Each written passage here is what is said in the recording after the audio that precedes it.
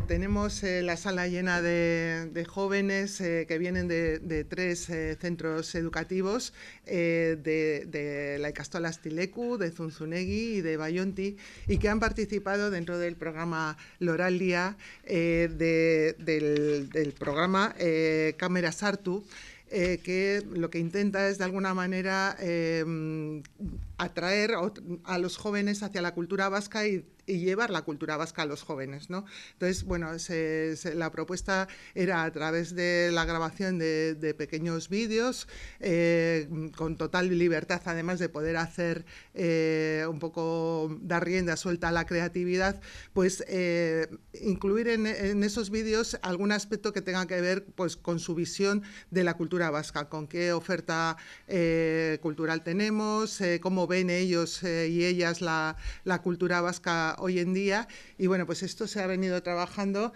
con Erika, que tenemos aquí, dinamizadora en los centros.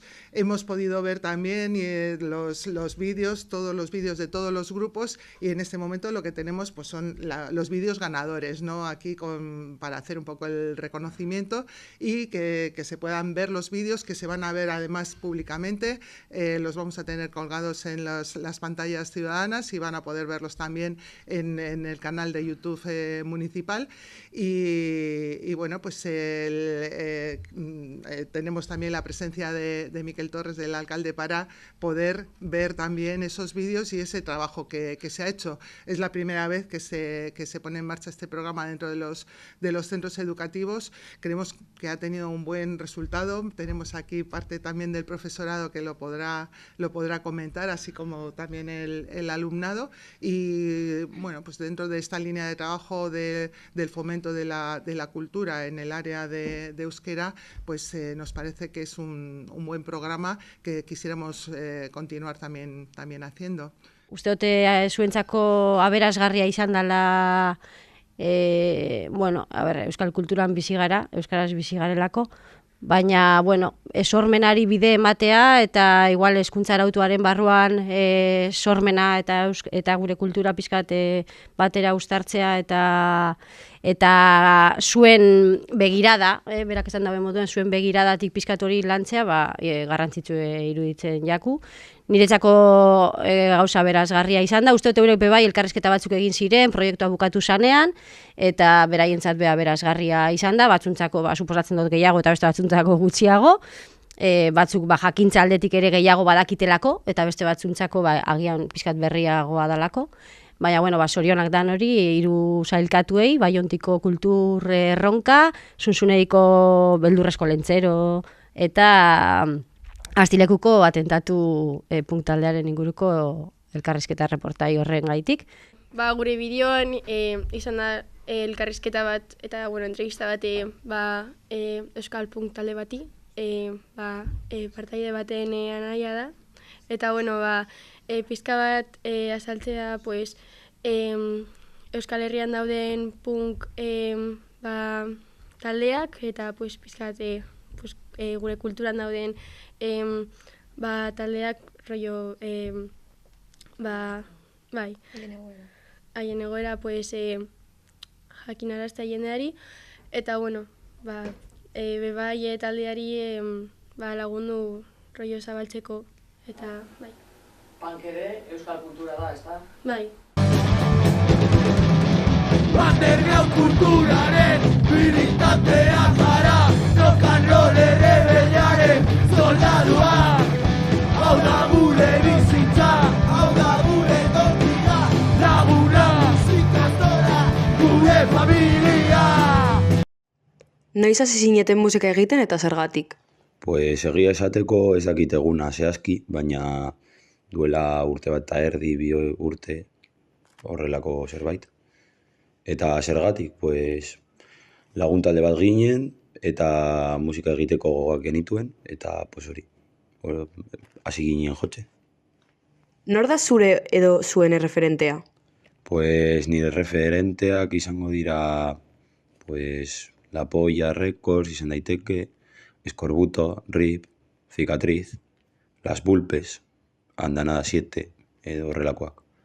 Baina taldeena pues izan daiteke berdinak, baina beste talde batzuk gehitu daitezke, adibidez Kaleko Urdangak edo Brigade Loko horrelakoak. Eta zergatik deitzen zarete atentatu? Pues, izen hau hautatu genuen bi zentzu dituelako.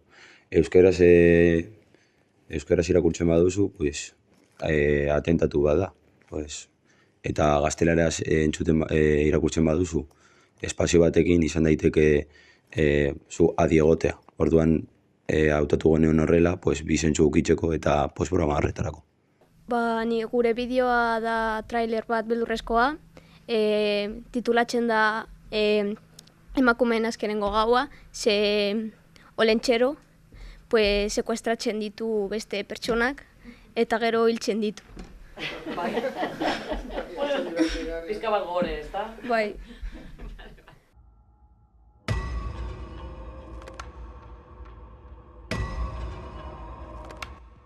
Kaixo lentzero.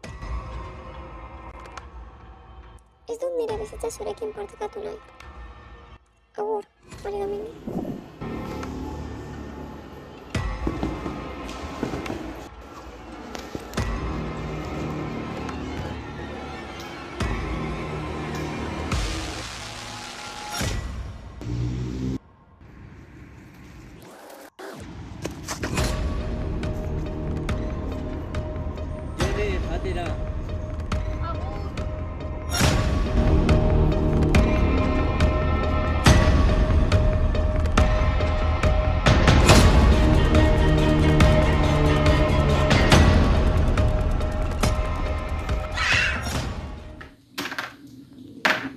Tia, utzi kontsola, jolastu gurekin. Ez, kontsolarekin jolastu nahi dut, ez zurekin.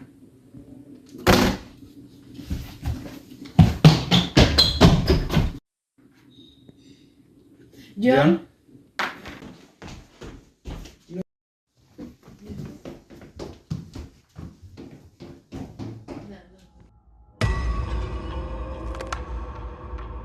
Gu Baiontiko institutukoak gara eta egin dugun bideoa entrevista batzuk dira kaleko jendeari, gu ezagutzen ez duguna, eta galderak euskal kulturari buruzkoak dira, adibidez abesleak edo festei burukoak, eta gu bideo hau egitea aukeratu dugu, ze lortu nahi genuen bideo bat baita interesgarria dena, eta gu gazteo kontsumitzen dugun bideoan antzekoa dena, ze bideo mota hauek gazteleraz oso famatuak dira, eta zerbait interesgarria eta ikusia alduguna lortu nahi genuen, ez bakarrik proiektu baterako, eta horregatik.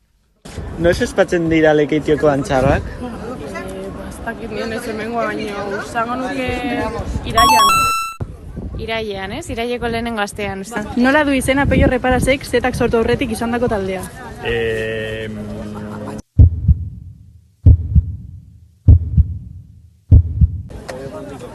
Hemen dauket. Hemen dauket. Zenba denbora daukat erantzuteko? Nahi duzuna. Nahi dudana. Orain, erakutsiko dizkizugu argazki batzuk eta haien izeana izan behar dituzu. Lehengoa? Eloida Gorko Ruizu. Ondo. Bigarrena? Bengo. Argazki batzuk erakutsiko dizkizuegu eta saiatu asmatzen izenak. Bale, lehenengoa? Ez dakit. Gorka Urbizu. Bale, bigarrena? Ez dut ezagutzen.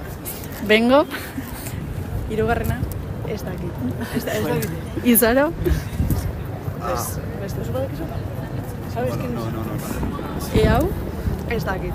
Mikel Laboa? Eta hau? Ez. 2, 3, 4, 5, 6, 7, 8, 9, 10... Bueno, urrengo galdera. Esan 3 euskal pelikula.